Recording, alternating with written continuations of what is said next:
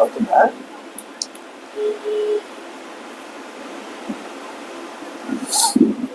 మరి ఈ ఆలోచన ఎందుకంటే ఒకసారి 11వ వచనం చూడండమ్మా. 32 అదే 11వ వచనం. నా సహోదరుడు ఏశావు చేతి నుండి దయచేసి నన్ను తప్పించుము, అతడు వచ్చి పిల్లలతో తల్లిని నన్ను చంపినేమో అని అతను భయపడుచున్నాను. ఎవరు ఇక్కడ భయపడుతుంది? ఏమని భయపడుతున్నాడు? మన్నొచ్చి నన్ను కొడతాడని భయపడుతున్నాడా? నన్ను తిడతాడని భయపడుతున్నాడా? ఏమంటున్నాడు? నా సహోదరుడైన ఏశావు చేతి నుండి దయచేసి నన్ను తప్పించు. ఎవరు తప్పించేది అక్కడ? తప్పించగలిగిన శక్తివంతుడు ఎవరు అక్కడ? దేవుడే. ఆయన పంపిన కానుక కాదు ఆయన రక్షించేది. అర్థమైందా? అర్థమవుతుందా? నా సహోదరుడైన ఏశావు చేతి నుండి దయచేసి నన్ను తప్పించము, ఎందుకంటే అతడు వచ్చి పిల్లలతో తల్లిని నన్ను చంపునేమో అని అతనికి భయపడుచున్నాను. అయితే చక్కగా దేవుడు చెప్పిన మాట చూడండి అక్కడ. నీవు నేను నీకు తోడై నిశ్చయముగా మేలు చేయొచ్చు, విస్తారమొకట వలన లెక్కింపలేని సముద్రపు ఇసుక వలె నీ సంతానము విస్తరింప జేయుదునని సెలవిచ్చితివే అని ఆయన దేవుడితో అంటున్నమాట. ఎవరికి ఇచ్చాడు ఆ మాట దేవుడు? ఆ వాగ్దానం ఎవరికి ఇచ్చాడు దేవుడు? మామూలుగా అసలు ఇచ్చింది ఎవరికి? అది తర్వాత ఎక్కడికి వచ్చింది ఆ ఆశీర్వాదం? కరెక్ట్ చెప్పాలి. ఫస్ట్ ఆ ఆశీర్వాదం దేవుడు ఇచ్చింది ఎవరికి? అబ్రహాముకి. అక్కడి నుంచి ఆ ఆశీర్వాదం ఎవరికి వచ్చింది? ఆ వాగ్దానం ఎవరికి వచ్చింది? ఎవరు? ఇస్సాకు. అంతేనా? తర్వాత ఎవరికాడికి వచ్చింది? ఎందుకంటే ఇక్కడ యాకోబుతో దేవుడు ఆ వాగ్దానం ఇవ్వలా, కానీ ఆయన క్లెయిమ్ చేస్తున్నాడు ఇక్కడ. ఏమని? నీవు చెప్పావయ్యా. ఏమని చెప్పావు? నేను నీకు తోడే నిశ్చయముగా మేలు చేయొచ్చు, విస్తారం ఒకటి వలన లెక్కింపలేని సముద్ర ఇసుక వలె నీ సంతానము విస్తరింపజేయుదునని సెలవిచ్చితివే.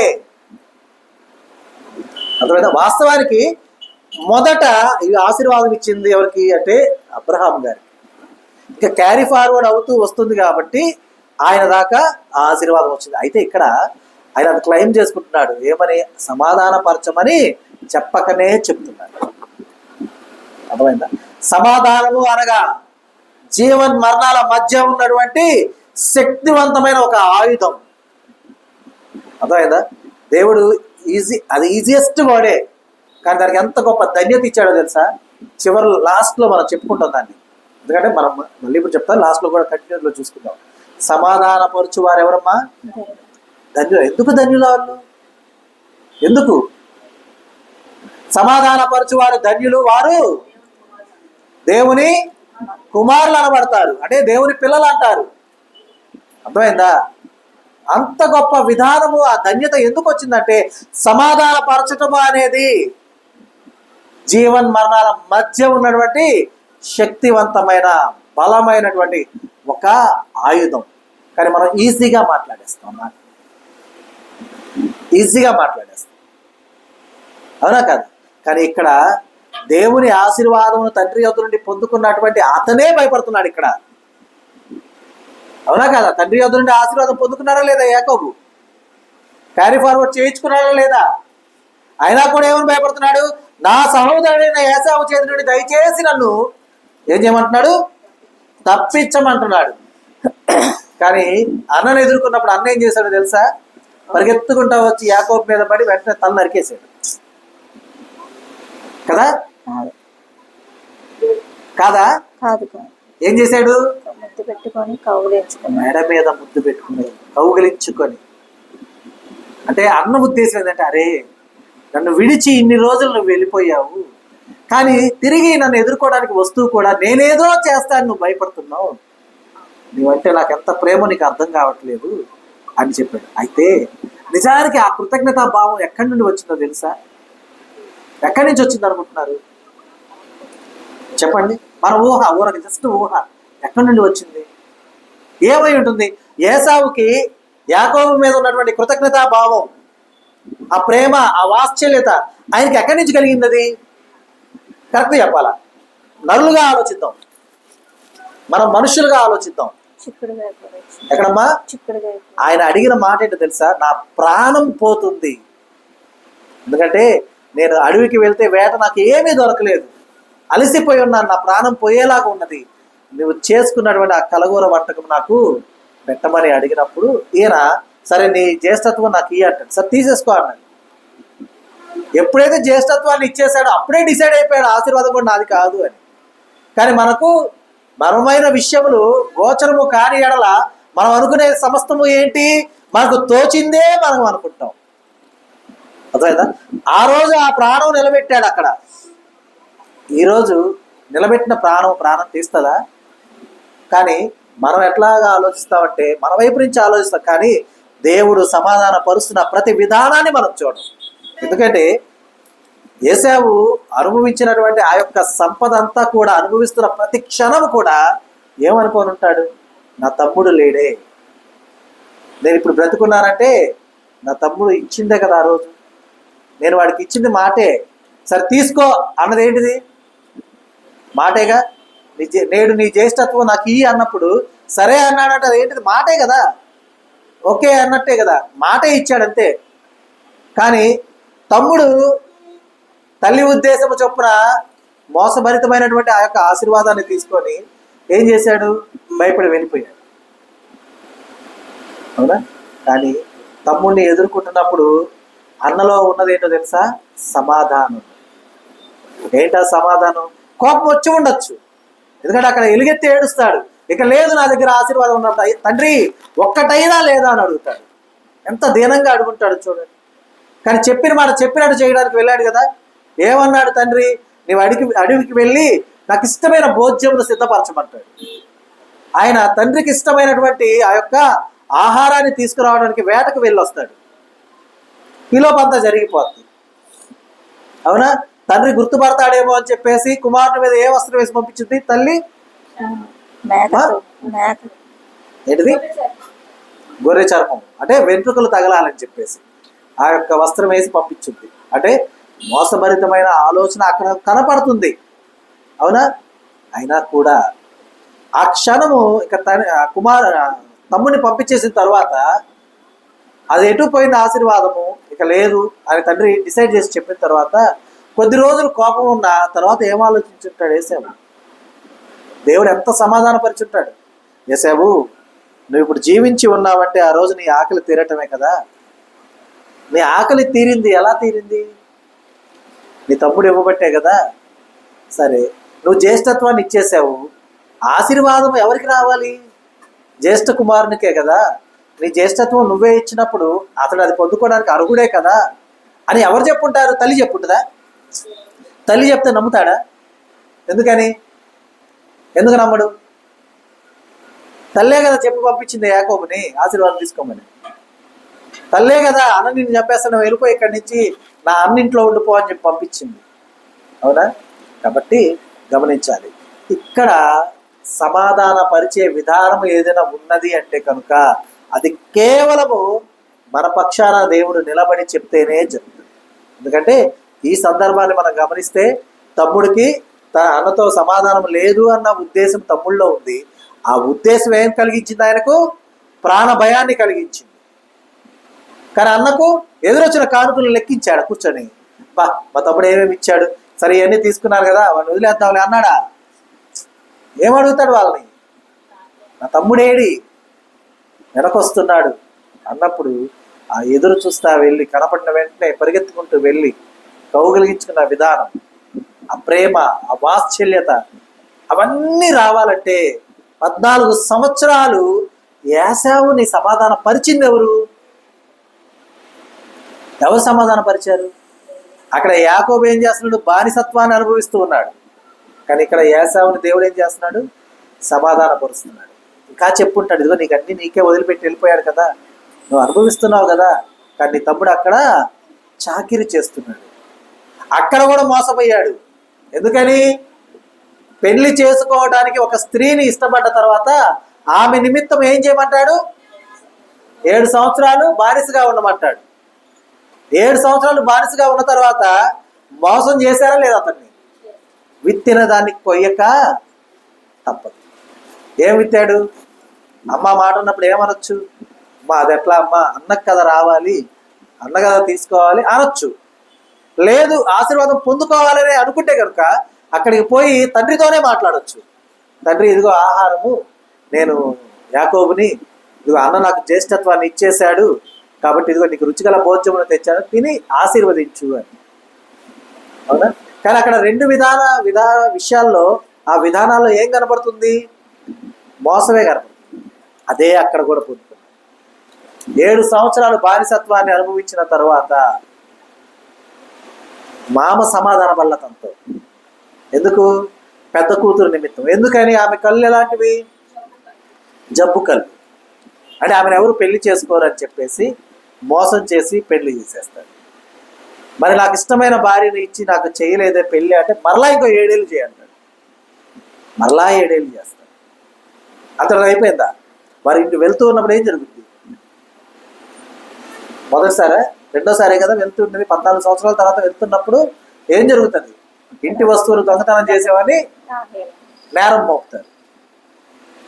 అవునా? సరే, అయితే ఇక్కడ విషయం ఏంటంటే మనం ఏది విత్తుతామో అది కోయటం కన్ఫామ్, అందులో డౌట్ లేదు. అయితే విత్తిన దాన్ని కోస్తున్నప్పుడు నాకెందుకు ఈ పంట వచ్చిందని ఆలోచించకూడదు. అర్థమైందా? ఎందుకంటే మనం ఏది విత్తామో మనకు తెలియదా? తెలిసి విత్తుతామా, తెలియకుండా విత్తుతామా? తెలిసే విత్తుతాం. తెలిసే విత్తామంటే అది మన తప్ప, ఇంకొకరి తప్ప? మన పొరపాటే కదా. అయినా కూడా దేవుడు ఇక్కడ సమాధాన పరిచిన విధానము ఏ విధంగా కలిగిందో మనం చూసాం. ఎందుకంటే జీవన్ మరణాల మధ్య నిలిచాడు దేవుడు.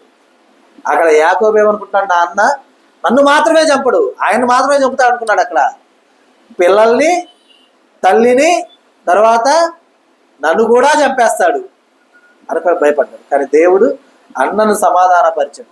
ఈ వస్తువులు కాదు ఆయన సమాధానపరిచింది, విలువైన కానుకలు కాదు ఆయన సమాధానపరిచింది. ఎవరు? ఈయన కొరకు ఆయన పక్షాన ఉన్నటువంటి రారాజు సమాధానపరిచాడు. అలాగే ఈయనకున్న భయాన్ని పోగొట్టడానికి కూడా ఈయనతో పెనుగులాడాడు. అర్థమైందా? భయపడకుడి అని దేవుడు ఎప్పుడు చెప్తుంటాడు కదా. అర్థమైందా? పెనుగులాడాడు. కాబట్టి మనం గమనించాలి, మన జీవితాల్లో మనం చేసే అనేకమైన కార్యకలాపాలన్నీ కూడా నీతిగా ఉన్నాయా లేదా అనేది మనం ఒకసారి యోచించుకొని చేస్తూ ఉండాలి. ఎందుకంటే సమాధానకర్త అయినటువంటి అధిపతి అయిన దేవుడు మన పక్షాన ఉండి ఉండగా మనల్ని అవినీతి పరంగా మనం చేస్తే సమాధానపరచడు, అన్యాయంగా చేస్తే మనల్ని సమాధానపరచడు. దేవుడు సమాధానపరుస్తాడు. ఎలా సమాధానపరుస్తాడు అంటే నువ్వు చేసింది తప్పే కదా అని నీ తప్పు నీకు తెలిసేలా చేస్తాడు. అర్థమైందా? ఎందుకంటే యాకోబు చేసేది తప్పని తెలిస్తేనే కదా యాకోబు పశ్చాత్తాపడింది. అయ్యో నేను చేసింది తప్పు కదా, అందుకే కదా నాన్న నన్ను చంపుతాడు అనుకుంది, అందుకే కదా. నీకు తెలిసేలాగా నిన్ను సమాధానపరుస్తాడు. అయితే నీకు తెలిసి నువ్వు పశ్చాత్తాపడే సమాధానం నీకు కావాలా, లేకపోతే సంతోషంగా దేవుడు నిన్ను సమాధాన పరిచేది నీకు కావాలా? ఆ 14 ఏళ్ళు ఏశావుతో దేవుడు ఉన్నాడంటే, ఏశావు జీవించే ఉన్నాడంటే ఆ 14 సంవత్సరాలు సంతోష సమాధానాలతోనే ఏశావు ఉన్నాడనే కదా అర్థం. అవునా కదా? కాబట్టి మనం గమనించాలి. ఎందుకంటే మనమంతా కూడా ఏ విధంగా ఉన్నామో తెలుసా? చూడండి ఒకసారి దానియేలు గ్రంథము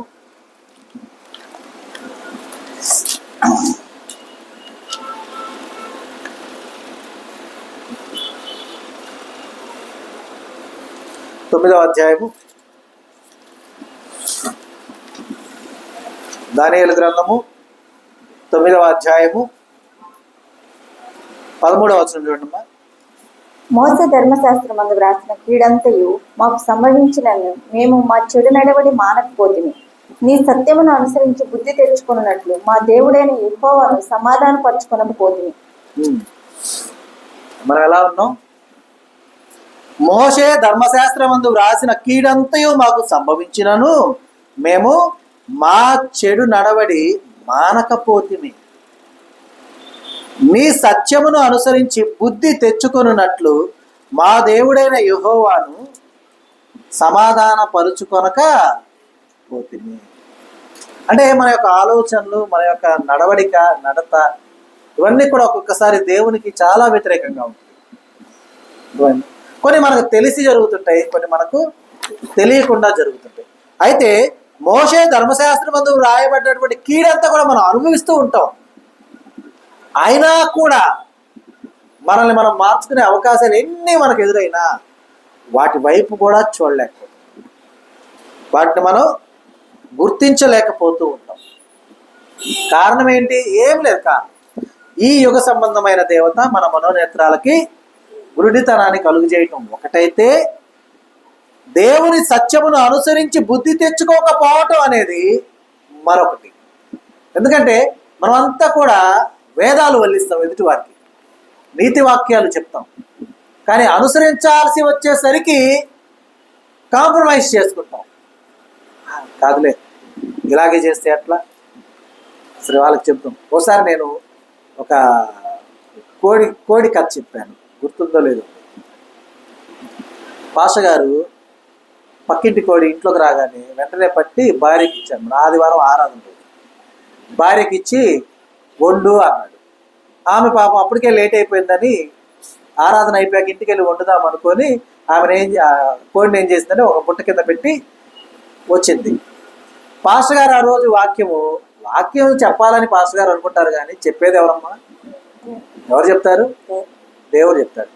ఆయన యాదృచ్ఛికంగానో తెలియకనో నీ పొరుగు వారిని ఏది నువ్వు ఆశించకూడదని చెప్పారు సార్ వాక్యంలో. పాపం ఆ మాట ఆ స్త్రీకి బాగా గుచ్చుకుందనమాట. ఆలోచించింది, అయ్యో ఈయన మర్చిపోయాడేమో కోడిని తెచ్చినప్పుడు, దేవుడు గుర్తు చేశాడు కాబట్టి అది వండొద్దులే, ఏదో కూర చేద్దామని చెప్పేసి. పాస్టర్ గారు అంటే ఆరాధన అయిపోయాక చివరి ప్రార్థన చేయించుకునే వాళ్ళు వస్తుంటారు, చేయాలి, అంతా అయిపోయి ఇంటికి వెళ్ళాలి కదా. ఆయన ఉన్నారు. ఆ పాస్టర్ గారు ఏం చేశారంటే ఆరాధన అయిపోగానే ముగింపు ప్రార్థన అయిపోగానే వంట చేయాలని ఇంటికి వెళ్ళిపోయింది. సరే ఇంటికి వెళ్ళిపోయి చూస్తే అక్కడ ఉన్న వాటిని చూసి ఆ టమోటా పచ్చలో ఏదో చేసింది, చేయాలి కదా, ఏదో ఒకటి చేసింది అనమాట. పాపం ఇక్కడ పాస్టర్ గారు ప్రార్థన చేయడం, అబ్బా కోడి, అబ్బా చికెను, అసలే నాటుకోడి అని లోపల ఊరిపోవటం, ఇంటికి వెళ్ళగానే తినాలని చెప్పి. ఆకలి ఏం చేస్తుంది? మనకి ఇష్టమైన భోజనం అనగానే ఆకలి రెట్టింపు అవుతుంది కదా, అవుతుంది. అయితే ఆ విధంగా జరుగుతూ ఉండగా ప్రార్థన అంతా అయిపోయి పాస్టర్ గారు ముగించుకొని ఇంటికి వెళ్తారు. ఇంటికి వెళ్ళాక త్వరగా భోజనం తీసుకురా, ఆకలి భలే వేస్తుంది, సమయం చాలా అయిందంటే ఆమె చక్కగా తీసుకొచ్చి పల్లెల్లో భోజనం వడ్డించి పచ్చడి పెడుతుంది. ఆయన ఏంది పచ్చడి కూడా చేసింది కావాలా, తెస్తుంది అని చెప్పేసి పాపం కొద్దిగా ఆకలి కదా కొంచెం తింటా ఉన్నాడు. ఎప్పటికీ రాదు చికెన్, ఇదేంది చికెన్ తేదని చెప్పి అడుగుతాడు. ఏంటి చికెన్ ఏది, చికెన్ తేవేందంటే, అయ్యో మీరే కదండి చెప్పారు నీ పొరుగు వారిని ఇది ఆశించకూడదని, అందుకని వదిలేశారంటే, అది పిచ్చిదారా, అది మన కోసం కాదు వాళ్ళ కోసం అంటాడు. అంటే ఇక్కడ ఉద్దేశం ఏంటి అంటే కనుక నీవు విత్తుతుంది ఏంటో నీకు తెలుసు, ఓకేనా? మరి దేవుని సత్యమును అనుసరించి నడుచుకోకపోతే మోషే ధర్మశాస్త్రం ముందు వ్రాయబడ్డ కీడు అనుభవిస్తామని కూడా తెలుసు. అర్థమైందా? అలా ఉన్నప్పుడు దేవునితో ఎలా సమాధాన పడతాం? పడే అవకాశం ఉందా? చెప్పబడే సమస్త విషయాలు కేవలం ఎదురు కూర్చున్న వారికి మాత్రమే కాదు, ఎవరితో సహా వాటిని ఆచరించవలసిన ఆవశ్యకత ఉంది, చెప్పుచున్న వారు సైతము.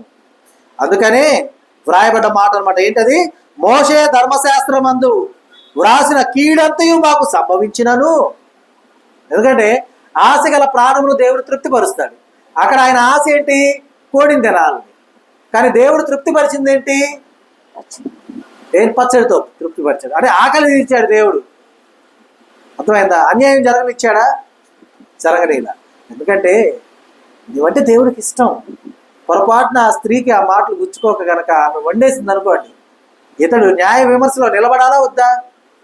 కాకపోతే ఇప్పుడు ఆమెను ఏమంటాడు, ఒక 2 మాటలు అంటాడు, ఇక ఆ కోడిని విడిచిపెట్టేస్తుంది కాదు, అది వాళ్ళ యజమాని దగ్గరికి వెళ్ళిపోద్ది. చక్కగా మరుసటి రోజు వాళ్ళే వండుకొని కర్రీ ఇంటికి పంపిస్తారు.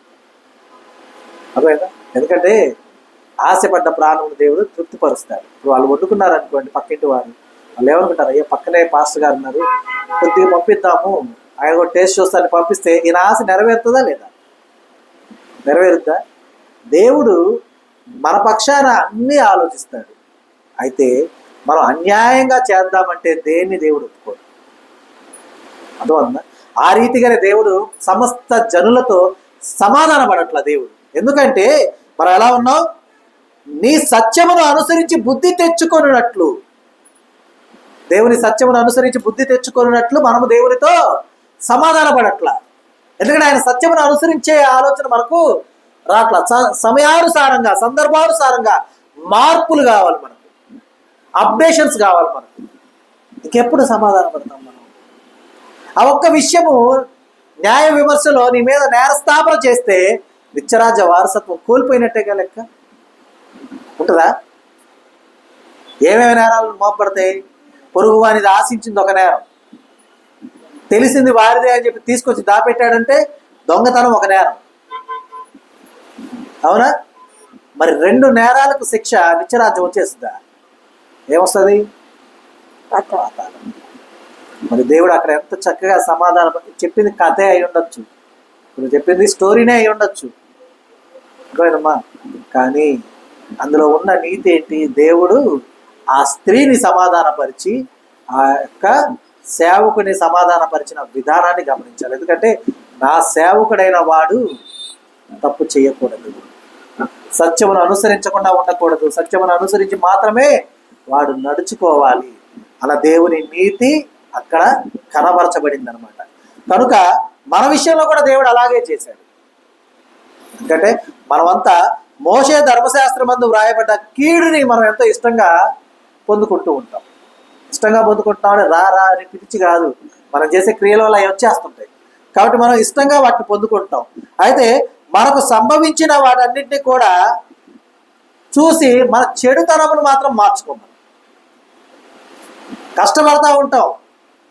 అయినా సరే మన యొక్క మారు మనసు అనుభవం మాత్రం మనకు ఉండదు. కానీ దేవుడు ఏం చెప్తున్నాడు? సమస్తము నూతనవిగా చేసుకోవాలి. అర్థమైందా? అలాగన మార్చుకోవాలి. ఎందుకంటే దేవుని సత్యమును అనుసరించి నడుచుకుంటే కనుక ఆయనతో మనం సమాధాన పడేవారుగా ఉంటాం.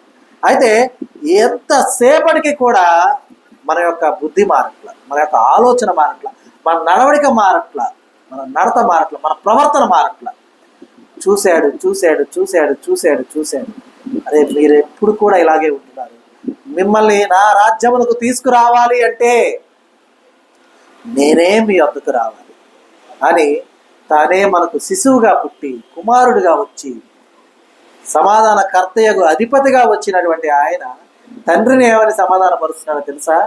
లూకాసు సువార్త 23వ అధ్యాయము 34వ వచనం చూడమ్మా. యేసు, తండ్రి వీరేమి చేయుచున్నారు వీరెరుగురు కనుక వీరిని క్షమించమని చెప్పాను. వారు ఆయన వస్త్రములు తండ్రి వీరేమి చేయుచున్నారో వీరు ఎరుగురు కనుక వీరిని క్షమించమని చెప్పాను. ఆ మాట అయిపోయింది. ఆ సమాధానం పట్టణం అయిపోయిందమ్మా. అదేంటో తెలుసా? వెయిట్ చేయ్యా. మనము ఏదైనా ఒక విషయంలో మనం ఊరికి అనుకుందాం, రోడ్డు మీద మనం అడ్డంగా నిలబడి ఉన్నాం, ఒక వెహికల్ వెళ్ళాలి, మన దగ్గర ఒక వస్తువు ఉంది, అది అవతల వారికి కనపడినప్పుడు అతను ఏం చేస్తాడు? హారన్ కొడతా ఉంటాడు, పక్కకు జరుగు అని. మనం పక్కకు జరిగి వస్తువు ఉంది కొంచెం ఒక్క నిమిషం అంటే మళ్ళీ ఇంకా హారన్ కొడతాడా? ఎందుకని? నీ భారం ఏదో అతనికి తెలిసింది కాబట్టి అతను ఏం చేస్తాడు? నువ్వు అక్కడి నుంచి వెళ్ళే వరకు వెయిట్ చేస్తాడు. ఒకవేళ వెనక ఎవరన్నా హార్న్ కొడుతున్నా కూడా ఏం చేస్తాడు? బయట చేయబెట్టి ఇట్లా ఆగమని చూపిస్తాడు. ఎందుకని? ముందు ఒకటి అర్థం ఉంది, వెయిట్ చేయని అర్థం. అర్థమైందా? అంటే ఇక్కడ ఏంటంటే నువ్వు పక్కకి పోవటం అనేది నీకు వెళ్ళవలసినటువంటి ఆవశ్యకత ఉండి ఉండగా పక్కకు వెళ్ళలేని పరిస్థితి నీ దీనస్థితి అయి ఉంటే నీవు దాన్ని చూపించుకునే విధానము ఆ మనిషిని సమాధానపరిచేదైంది. అంటే ఇక్కడ ఎలా అంటే మన మీద మోపడినటువంటి సమస్త పాప దోషాన్ని భారముగా ఉండి ఉండగా దేవుని యొక్క కృపా కటాక్షాలు మన మీదకు రావడానికి అడ్డుగా ఆ పాప భారము నిలబడి ఉండగా యేసయ్య తండ్రి వీరేమి చేయుచున్నారో వీరు ఎరుగురు కనుక వీరిని క్షమించండి అనేటటువంటి ఆ మాట సమాధాన పరచడానికి ముందుగా చూపించబడినటువంటి ఒక కాంప్రమైజేషన్ లాంటిది. అంటే కాంప్రమైజ్ ఏమంటావమ్మా? తెలుగులో గుర్తురాట్లా. సమాధాన పరిచేదే కాదు, కొద్దిగా ముందు ఒక మాట లేదంటే ఒకటి సిద్ధపరుస్తున్నామని చూపించడం అనుకుందాం, ఓకేనా? తీసివేస్తున్నాం అని చెప్పేది అనుకుందాం, ఓకేనా? క్షమించండి అనేటటువంటి మాట సమాధాన పరచడానికి ముందుగా నిలబడ్డది. ఎందుకని? ముందు తండ్రిని ఆపుతున్నారు అక్కడ. తండ్రి వీరేమి చేయించున్నారో వీరు ఎరుగరు కనుక వీరిని క్షమించండి అయ్యా, వీటిని క్షమించండి. అంటే అక్కడ క్షమ వచ్చింది మనకు. తండ్రితో సమాధానం ఏర్పడిందా? ఏర్పడలే. ఎందుకని? ఆయన నీతిని, ఆయన సత్యమును అనుసరించి మనం నడుచుకోవట్లా. తండ్రితో మనం సమాధాన పడట్లా. మోషే ధర్మశాస్త్రం ముందు వ్రాయబడ్డ కీడంతా మన మీదకి వస్తుందంటే ఆ కీడు ఎందుకు వస్తుంది? నీవు దేవుని ఆజ్ఞలు అనుసరించి నడుచుకోకపోతే ఆ కీడు వస్తుంది. అర్థమైందా? ఆ విధంగా ఉండి ఉండగా తండ్రి సమాధాన పడటానికి ముందుగా దేవుడు యేసు ప్రభు వారి తండ్రిని క్షమించమని కోరిన విధానము మొదట మనకు ఒక ఫ్రంట్ లైన్గా అనుకుందాం. రక్షించడానికి ఒక ముందు ఫ్రంట్ లైన్గా వచ్చింది అనుకుందాం. అయితే తర్వాత ఏం జరిగిందో చూడండమ్మా. అపోస్తులైన పౌలు రోమీయులకు రాసిన పత్రిక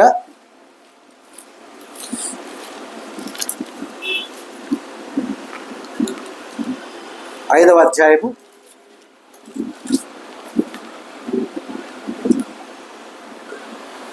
10-11 వచనాలు చూడండి.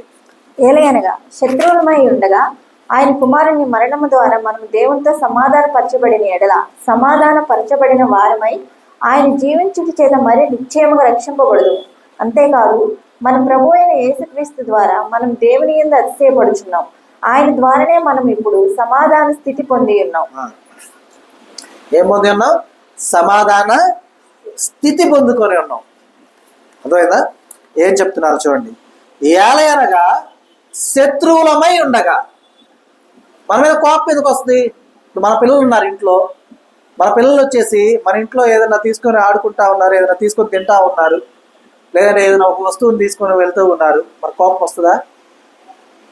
మన పగవాని పిల్లలు మన ఇంట్లోకి వస్తే పాపం ఆ పిల్లోడు ఏం చేస్తున్నాడు? మన గొడవ ఎవరితో? వాళ్ళ తండ్రితోనూ వాళ్ళ తల్లితోనూ మన గొడవ. పిల్లలు ఏం చేశారు? మన దృష్టిలో వారికి పుట్టడమే వీరు చేసిన పాపం. అవునా కాదు? వాళ్ళ తల్లిదండ్రుల కన్నా కూడా బద్ధ శత్రువులుగా పిల్లల్ని చూస్తాం మనం. అర్థమైందా? వాళ్ళతో మనకు గొడవ ఉంటుంది. ఒకవేళ మన పొరపాటు వల్ల గొడవ అయిందో, వాళ్ళ పొరపాటు వల్ల గొడవ అయిందో అది సెకండరీ. ఫస్ట్ మాత్రం మన పిల్లలకి చెప్తాం, నువ్వు వాడితో తిరగద్దు, లేదు వాడు మన ఇంటికి వచ్చాక నువ్వు ఎందుకు వచ్చావు, మా ఇంటికి వెళ్ళిపో అని గెంటేస్తాం, గదువుతాం, అరుస్తాం. అర్థమైందా? ఎందుకంటే వచ్చిన పిల్లోని మనం ఎలా చూస్తాం అంటే బద్ధ శత్రువుగా చూస్తాం, పిల్లోడు కానీ చిన్నపిల్ల కానీ. అర్థమవుతుందా? కానీ ఇక్కడ చూస్తే కనుక మనం శత్రువులై ఉండగా కూడా ఆయన కుమారుని మరణము ద్వారా మనము దేవునితో సమాధాన పరచబడిన ఎడల సమాధాన పరచబడిన వారమై. అంటే కుమారుని మరణం ఎందుకు? మోషే ధర్మశాస్త్రం ముందు వ్రాయబడ్డ కీడంతయు అనుభవించాలి. ఆ కీడులో చివరి కీడేంటి? మరణం. ఇక చివరిగా ముగించేసేది ఏంటిది? మరణం. అయితే ఆయన కుమారుని మరణము ద్వారా మనమేమో సమాధాన పడట్ల. ఆయన సత్యమును ఆయన నీతిని అనుసరించి మనమైతే దేవునితో సమాధాన పడట్లేదు. అయితే దేవుడే మనం శత్రువై ఉండగా ఆయన కుమారుని మరణము ద్వారా మనము దేవునితో సమాధాన పరచబడిన ఎడల సమాధాన పరచబడిన వారమై ఆయన జీవించుట చేత మరి నిశ్చయముగా రక్షించబడుదుము. ఎవరు జీవించుట చేత? యేసు ప్రభు వారు జీవించుట చేత. సమాధానకర్త యొక్క అధిపతి అయి వచ్చాడు కదా, మరి మన మరణాన్ని ఆయనే కదా పొందుకోవాలి. ఇది ఎట్లా ఉందంటే చూడమ్మా, ఎంత మన వైపు నుంచి చూస్తే ఎంత కఠినత్వంగా ఉందో చూడండి. మనము ఎవరికన్నా అచ్చి ఉన్నాం, అంటే అప్పు ఉన్నాం, వారు మనం మాట్లాడుకుంటూ ఉన్నాం. మధ్యలో ఇంకో అతను వచ్చి న్యాయం చెప్పడానికి వచ్చాడు. అయ్యో అలా కాదులే, నువ్వు నిదానంగాను ఎట్టొకట ఇచ్చేయంటే అప్పుడు మనం అన్నాం, సరే నువ్వు ఇచ్చేయి, చెప్పావుగా నువ్వు ఇచ్చేయి, ఇస్తాడు తీసుకో అని చెప్పి మనం వెళ్ళిపోయామనుకోండి. మధ్యలో వచ్చిన ఆయన పరిస్థితి ఏంటి?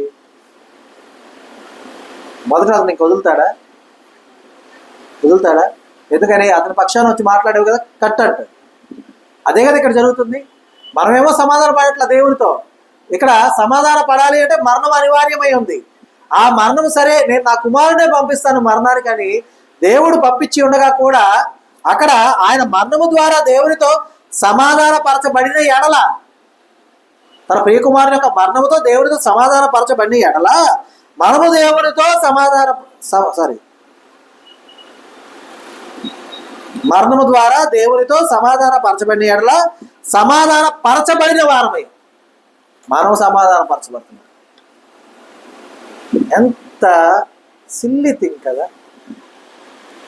దేవుడు సమాధాన పడాలి, మనం కాదు. ఆయన ఎంతసేపు మనం వద్దు అనుకుంటే, కానీ ఇక్కడ దేవుడు ఏం చేస్తున్నాడు? మనల్ని సమాధాన పరుచుకుంటున్నాడు. ఎందుకంటే మనం అంటాం కదా, అయ్యా నీవు నన్ను పాపములోనే కదా జన్మింపజేసావు, పాప సహితంలోంచి నేను పాపరహితంగా ఎలా వస్తాను? వస్తానా? పాప సహితుడిగానే వస్తాను కదా. మరి నాకు ఎలా ఉంది అవకాశం లేదుగా. అయినా కూడా దేవుడే చూడండి, ఆయన కుమారుని మరణము ద్వారా మనము దేవునితో సమాధాన పరచబడిన ఎడలా సమాధాన పరచబడిన వారమై అప్పుడు ఆయన జీవించుట చేత మరీ నిశ్చయముగా రక్షించబడుతున్నాం. అంతేకాదు మన ప్రభు అయిన యేసుక్రీస్తు ద్వారా మనము దేవుని యందు అతిశయపడుచున్నాము. ఆయన ద్వారానే మనం ఇప్పుడు సమాధాన స్థితి పొంది ఉన్నాము. అర్థమైందా? అది సమాధాన స్థితి అంటే ఎలా అంటే, మనం ట్రైన్కి రిజర్వేషన్ చేసుకుంటాం, వెయిటింగ్ లిస్ట్ అని ఒకటి వస్తుంది, తర్వాత కన్ఫర్మేషన్ వస్తుంది. ముందు వెయిటింగ్ లిస్ట్లోకి మనం వెళ్తాం. అర్థమైందా? ఆ వెయిటింగ్ లిస్ట్లో మనం ఉన్నాం, ఇంకా సమాధానం అవ్వాల, పూర్తి అవ్వాల. సమాధాన పరిచేది ఎవరు? మనల్ని. ఎవరు? ప్రభు అయిన క్రీస్తు. ఎందుకని? సమాధానకర్తయగు అధిపతి కదా. ఆయన మరణము ద్వారా సమాధాన పరచబడిన ఎడల దేవునితో సమాధాన పరచబడిన వారమై ఆయన జీవించిన చేత రక్షించబడిన వారమై అవుతున్నాం. అర్థమైందా? అయితే ఇప్పుడు ప్రభు అయిన యేసుక్రీస్తు ద్వారా మనము దేవుని యందు అతిశయపడుచున్నాము. ఆయన ద్వారానే మనం ఇప్పుడు సమాధాన స్థితి పొంది ఉన్నాం. సమాధానానికి స్థితి అంటే ఎక్కడికి వచ్చాం? మనం వెయిటింగ్ లిస్ట్లోకి వచ్చాం. వెయిటింగ్ లిస్ట్ వచ్చాక కన్ఫర్మేషన్ చేయాల్సిన బాధ్యత కూడా ఎవరిది? మామూలుగా ఈ లోకంలో రైల్వే డిపార్ట్మెంట్దే కదా, అవునా కదా? అంటే ఆ భారం కూడా నీదేనయ్యా. చూడండి, అపోస్తుడైన పౌలు కొలస్సీలకు రాసిన పత్రిక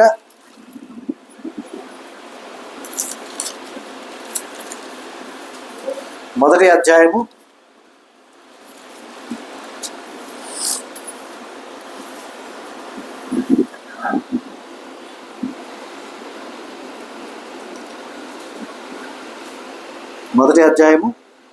19-20 వచనాలు చూడమ్మా.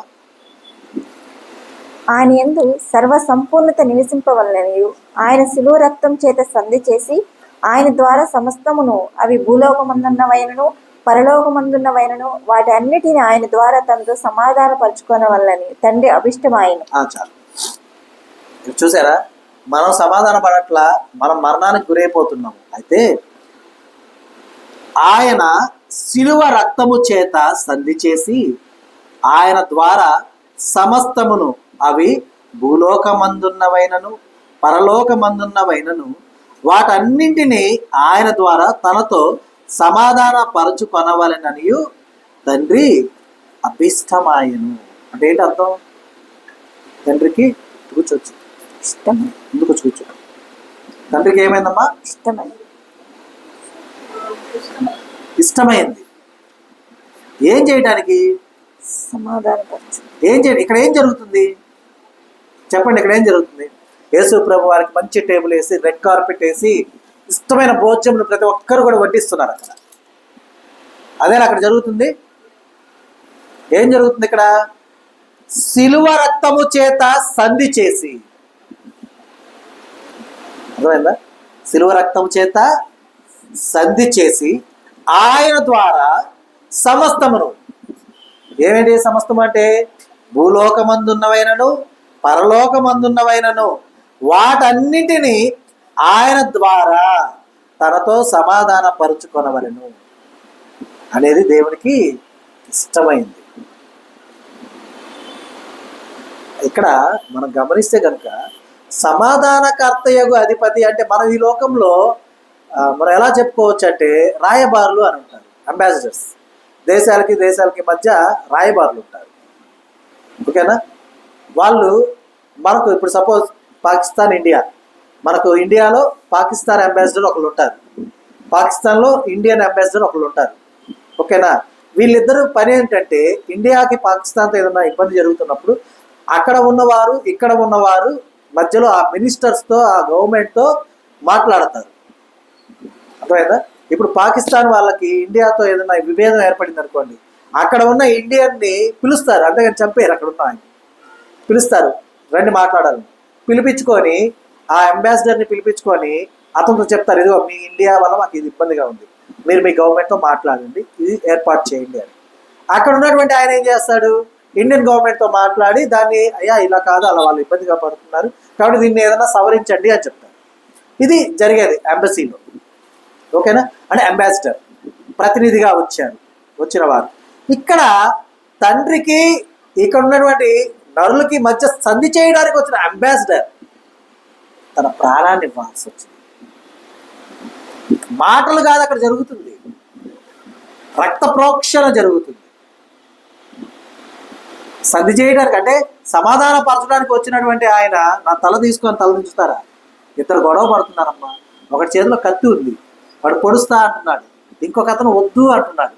ఈ మధ్యలో వచ్చినటువంటి ఆయన నన్ను గొడవ అంటాడా? మన పరిశుద్ధ గ్రంథంలో ఒక మాట ఉంది తెలుసా, విభేదాలు సమాధాన పరచబడాలంటే చీట్లు వేయాలంటుంది. అర్థమైందా మాట? విన్నారా ఎప్పుడన్నా? వినలేదా?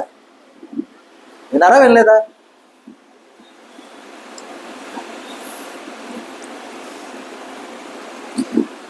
జస్ట్ ఊరక చూడండి.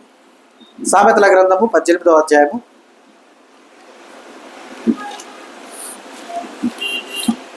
18వ వచనం. జస్ట్ ఊరక నేను చూడండి. చీట్లు వేయుటి చేత వివాదములు మానును, అది పరాక్రమశాలను సమాధానపరచును. చీట్లు వేయుట చేత వివాదాలు ఏమవుతున్నాయి? మానును, అది పరాక్రమశాలను ఏం చేస్తున్నాయి? సమాధానపరుస్తున్నాయి. ఓకేనా? మరి ఇక్కడ తండ్రి కూడా పని చేయొచ్చు కదా, చీట్లు వేయొచ్చు కదా. కుమారుని శిలువ రక్త ప్రోక్షణ గావించటం అనివార్యం ఎలా అయింది? ఎందుకైందంటే మన స్వయంకృతాపరాధములు. అర్థమైందా? మన యొక్క వ్యతిరేకమైనటువంటి స్వాభావిక సిద్ధమైనటువంటి ప్రవర్తన.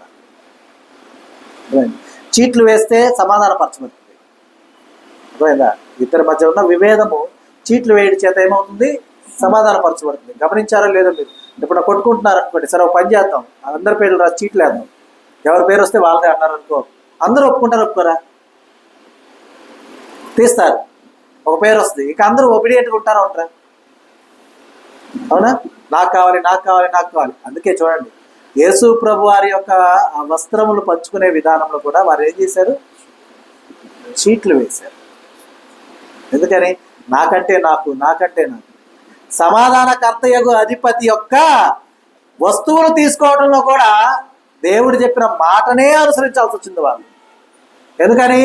ఒకరినొకరు సమాధానపరుచుకోవడానికి. అయినా కూడా సమాధానకర్తయగు అధిపతిని గుర్తించలేకపోయారు. అక్కడ గుర్తించారా? గుర్తించలే. కాబట్టి గమనించాలి, మనం కేవలం దేవునితో ఆ యొక్క సంధి లేదా సమాధానము స్థిరపరిచే విధానము ఏ విధంగా జరిగింది అంటే కనుక కేవలం శిలువ రక్తము చేత మాత్రమే సంధి చేసి సమస్తము. అంటే మనకు భూమి బాగా ఇష్టమైంది కదా, పరలోకం మనం చూడలేదు కానీ మనకు మొత్తం ఏం కావాలి? ముందు భూమి మీదే కావాలి. అందుకని అంటున్నాడు, భూలోకమందు ఉన్నవైనను పరలోకమందు ఉన్నవైనను వాటన్నిటినీ ఆయన ద్వారా తనతో సమాధాన పరుచుకోవాలి, నాతో కాంప్రమైజ్ చేసుకోవాలి, నాతో సమాధాన పరుచుకోవాలని ఎవరు ఇష్టపడ్డారు? దేవుడు ఇష్టపడ్డాడు. అంతటితో అయిపోయిందా? అంతటితో అయిపోవాలా? 21, 22 వచనాలు చూడండి. మరియు గతకాలమందు దేవునికి దూరస్తులను మీ దుష్క్రియల వలన మీ మనస్సులో విరోధ భావం గలవారనై ఉండిన మిమ్మును కూడా తన సన్నిధిని పరిశుద్ధులుగాను నిర్దోషులుగాను నిరపరాధులుగాను నిలువబెట్టుటకు ఆయన మాంసాయుక్తమైన దేహమందు మరణము వలన ఇప్పుడు మిమ్మల్ని సమాధానపరచును. అర్థమైందా? ఏముంది? గత కాలమందు దేవునికి దూరస్తులను, అలాగే మీ దుష్క్రియల వలన మీ మనస్సులో విరోధ భావం గలవారనై ఉండి మిమ్మును కూడా ఆ విధంగా ఉండినటువంటి మిమ్మల్ని కూడా తన సన్నిధిని పరిశుద్ధులుగాను, నిర్దోషులుగాను, నిరపరాధులుగాను నిలవబెట్టుటకు ఆయన మాంసాయుక్తమైన దేహమందు మరణము వలన ఇప్పుడు మిమ్మును తండ్రితో సమాధానపరిచను. సమాధానకర్త యొక్క అధిపతి. జస్ట్ ఊరక మాట్లాడేసి వదిలేయలేదు. మాంసాయుక్తమైన దేహమందు ఆయన ఏం చేశాడమ్మా? మరణము వలన మరణాన్ని పొందుకున్నాడు. మరణం వలన దేవునితో మనల్ని సమాధానపరిచాడు. మనల్ని సమాధానపరిచిన విధానము, సమాధానకర్త యొక్క అధిపతి అంటే ఏదో వచ్చి మాట్లాడేసి వెళ్ళిపోయే విధానం కాదు. అక్కడ ఆయన భుజం మీద ఉన్న రాజ్యభారమును నిర్వర్తించుటకు, పూర్తి చేయుటకు ఆయన ఏం చేశాడు? ఆయన యొక్క మాంసయుక్తమైన దేహమందు మరణము వలన సమాధానపరిచాడు. అర్థమైందా? అర్థమైందా? పేరు ఊరక పెట్టుకోవాలా? పేరు ఊరక పెట్టుకున్నారా? ఊరక పెట్టుకోవాలా? సమాధానపరచడానికి ఏసయ్య కూడా చీట్లు వేయొచ్చు. వేయొచ్చా లేదా? ఆయన వేయొచ్చు చీట్లు. కానీ ఎందుకు చీట్లు వేయలేదు ఆయన? ఎందుకు వేయలేదంటే మన మీద ఉన్న రక్తాపరాధము చీట్లతో పోయేది కాదు. చీట్లు వేస్తే పోయేది కాదు. అర్థమైందా? చీట్లు వేస్తే పోయేదైతే అదే చేసేవారు. కానీ రక్త ప్రోక్షణ అనివార్యమై ఉన్నది. అంతేకాదు, మాంసయుక్త దేహమందు మరణము గావించుటకు మాంసయుక్త దేహమును కలిగి ఈ భూమి మీదకి రావాల్సినటువంటి ఆవశ్యకత కలిగి ఉన్నది. అర్థమైందా? కాబట్టి మనం కూడా గమనించాలి. మనము తండ్రితో మనల్ని సమాధాన పరుస్తున్నాడంటే మాట, తండ్రి వీరేమి చేయించున్నారు, వీరు ఎదుగురు కనుక వీరిని క్షమించండి అని చెప్పిన మాటతో అయిపోలా. ఆ మాట ఏంటంటే ఉగ్రత రాకుండా ఆపేలా చేసింది. తండ్రితో సమాధాన పరచడానికి ఒక ఫస్ట్ స్టెప్గా ఆపింది. అక్కడ ఫ్రంట్ లైన్గా ఆపింది. తర్వాత రక్తం అంటే శిలువ రక్తము చేత సంధి చేశాడు. తర్వాత మాంసాయుక్తమైన దేహమందు మరణము పొందుకొని ఆ యొక్క సమాధానాన్ని పరిపూర్ణం చేశాడు. అయితే దేవుడు మనకిచ్చిన మంచి అవకాశం ఏంటో తెలుసా? మనలో దేవుని DNA ఉండాలంటే ఉన్న మంచి అవకాశం ఏంటంటే, చివరిగా చూడండి, మత్తయి సువార్త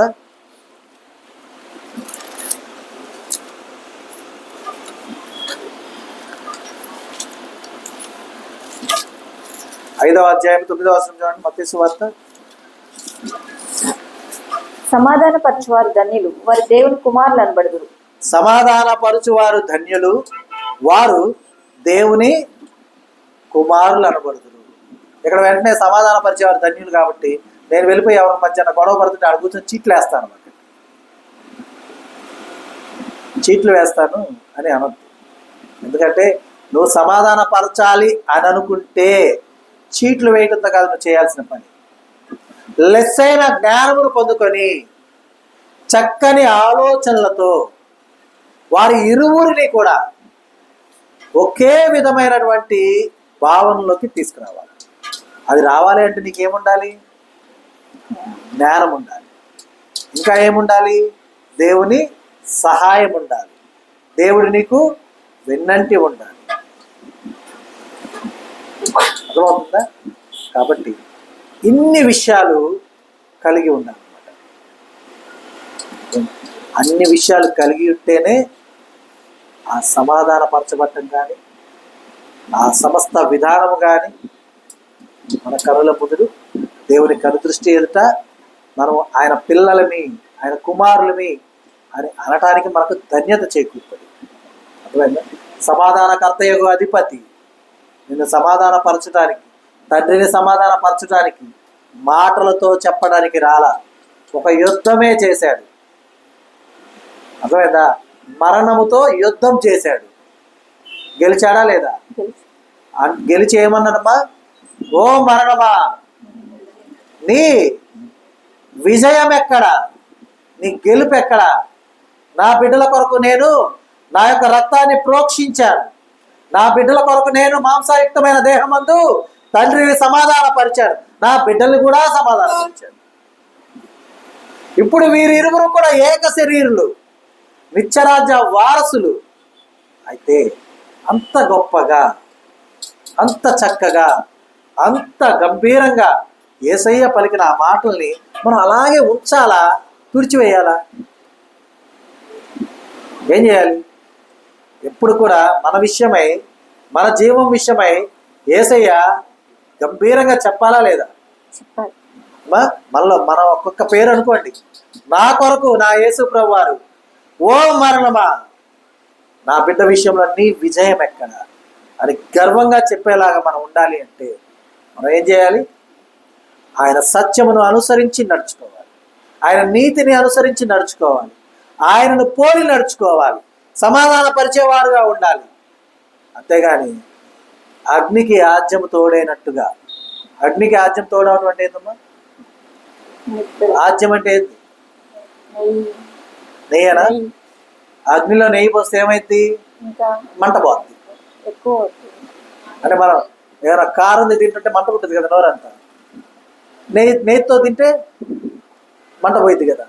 అలాగా అగ్నిలో ఆజ్యం పోస్తే మంట పోయిందా? ఏమైంది? పెద్దదవుతుంది. అలాగున చేయకూడదు. మనం మంచి తెలివి గలవాళ్ళం. వెంటనే మనం ఏమంటాం? అలా కాదన్నా నేను వచ్చి నీళ్లు పోసేస్తా. నీళ్లు పోయి కానీ తర్వాత ఏమైంది? పొగొచ్చి కళ్ళు మండుతుంది. మండుతీయ లేదా? మండుతీయ లేదా? అదే ఆ అగ్నిని కనుక సపరేట్ చేస్తే, తగలబడుతున్నటువంటి ఆ కట్టెలను వేరు చేసామనుకో, ఒకటి దివిటీలుగా ఉంటాయి, అంటే వెలుగుగా ఉంటాయి. లేదు పలచబరిచావా, నీ చలిని తగ్గించడానికి చలిమంటగా మారుతాయి. అంటే రెండు కూడా శ్రేయస్కరమైనవే. అలా కాకుండా నువ్వు రగిలింపజేసావా, ఆ యొక్క విధానంలో నువ్వు కూడా దహించి వేయబడతావు. అర్థమవుతుందా?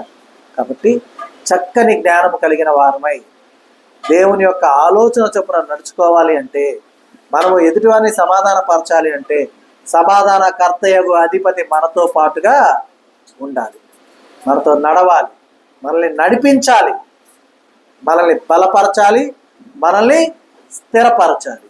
కాబట్టి మన కొరకు రాజ్యభారము మోయిచూ వచ్చినటువంటి యేసు ప్రభువారు సమాధానకర్తయగు అధిపతిగా ఆయన యొక్క బాధ్యతను ఏ రీతిగా నిర్వర్తించాడో మనం చూసి ఉన్నాం. కాబట్టి ఇక ముందు మనం కూడా సమాధానపరిచేవారుగా ఉండుటకై చాలిన జ్ఞానంతో దేవుడు మనల్ని నింపి నడిపించును గాక.